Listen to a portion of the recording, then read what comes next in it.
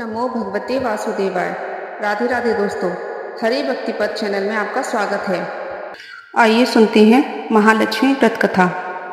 एक बार की बात है, महर्षि वेद व्यास जी हस्तिनापुर पधारे।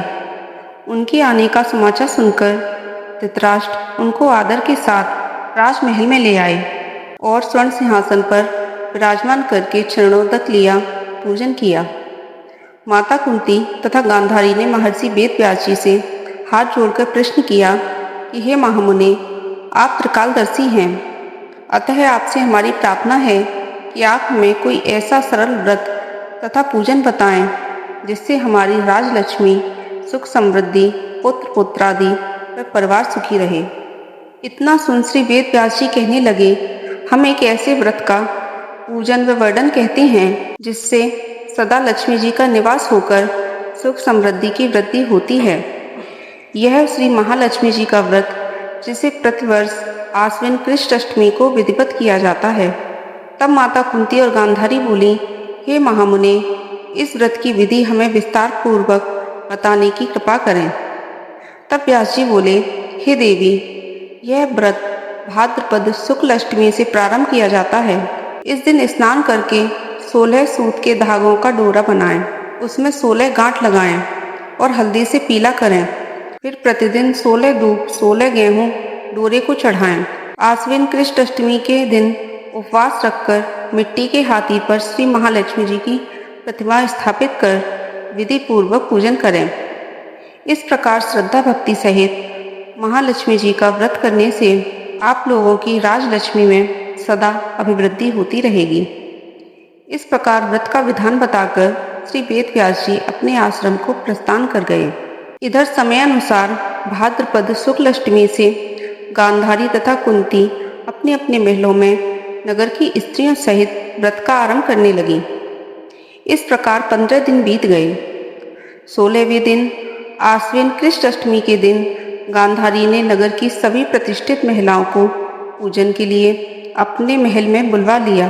माता कुंती के यहाँ कोई भी महिला पूजन करने के लिए नहीं आई। साथ ही माता कुंती को भी गांधारी ने नहीं बुलाया। ऐसा करने से माता कुंती ने अपना बड़ा अपमान समझा। उन्होंने पूजन की तैयारी नहीं की और उदास होकर बैठ गईं। जब पांचों पांडव युधिष्ठिर, भीम, अर्जुन, नकुल, सहदेव महल में आए तो कुंती को उदास देखकर पूछने लगे कि हे माता, आप इस प्रकार उदास क्यों हैं?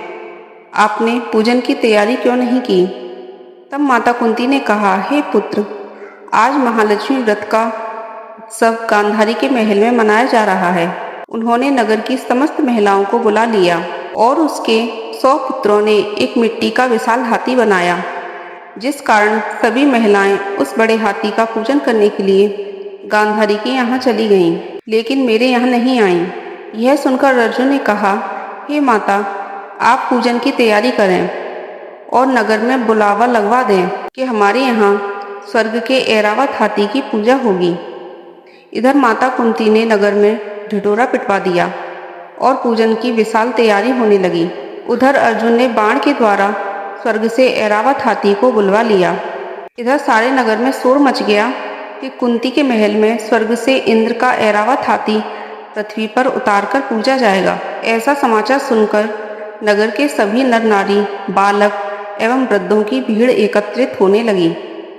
उधर गांधारी के महल में हलचल मच गई। वहां एकत्र हुई सभी महिलाएं अपनी अपनी थालियां लेकर कुंती के महल की ओर जाने लगीं। देखते ही देखते कुंती का सारा महल ठसाठस भर गया। माता कुंती ने ऐरावत को खड़ा करने हेतु अनेक रंगों के चौक पुरवाकर नवीन रेशमी वस्त्र बिछा दिए। नगरवासी स्वागत की तैयारी में फूल माला, अबीर, गुलाल, केसर हाथों में लिए पंक्तिबद्ध खड़े थे। जब स्वर्ग से ऐरावत हाथी पृथ्वी पर उतरने लगा तो उसके आभूषणों की ध्वनि गूंजने लगी। ऐरावत के दर्शन होते ही जय जयकार के नारे लगने लगे। सायंकाल के समय इंद्र को भेजा हुआ हाथी ऐरावत माता कुंती के भवन के चौक में उतरकर आया। तब सब नर नारियों ने पुष्पमाला, अबीर, गुलाल, केसर आदि सुगंधित पदार्थ चढ़ाकर उसका स्वागत किया। राज्य पुरोहितों द्वारा ऐरावत पर महालक्ष्मी जी की मूर्ति स्थापित करके वेद मंत्रोच्चारण द्वारा पूजन किया गया। नगरवासियों ने भी महालक्ष्मी पूजन किया। फिर अनेक प्रकार के पकवान बनाकर ऐरावत को खिलाए और यमुना जी का जल उसको पिलाया। राज्य पुरोहितों द्वारा स्वस्तिक वाचन करके महिलाओं द्वारा महालक्ष्मी पूजन कराया गया। 16 गांठों वाला डोरा लक्ष्मी जी को चढ़ाकर अपने अपने हाथों में बांध लिया। ब्राह्मणों को भोजन कराया गया। दक्षिणा के रूप में स्वर्ण आभूषण, वस्त्र आदि दिया गया। तत्पश्चात महिलाओं ने मिलकर मधुर संगीत लहरियों के साथ भजन कीर्तन कर संपूर्ण रात्रि महालक्ष्मी व्रत का जागरण किया। दूसरे दिन प्रातः राज्य पुरोहितों द्वारा वेद मंत्रोच्चारण के साथ जलाशय में महालक्ष्मी जी की मूर्ति विसर्जन की। फिर ऐरावत को विदा कर इंद्रलोक भेज दिया। इस प्रकार जो स्त्रियां श्री महालक्ष्मी जी का व्रत विधि पूर्वक करती हैं, उनके घर धन धान्य से पूर्ण रहते हैं तथा उनके घर में महालक्ष्मी जी सदा निवास करती हैं। इस हेतु महालक्ष्मी जी की स्तुति अवश्य बोलें। महालक्ष्मी नमस्तुभ्य नमस्तुभ्य स्वरेश्वरी, हरि प्रिये नमस्तुभ्य नमस्तुभ्य दयानिधे। तो यदि आपको महालक्ष्मी जी व्रत की कथा अच्छी लगी हो तो वीडियो को लाइक, चैनल को सब्सक्राइब जरूर कर दीजिएगा। धन्यवाद।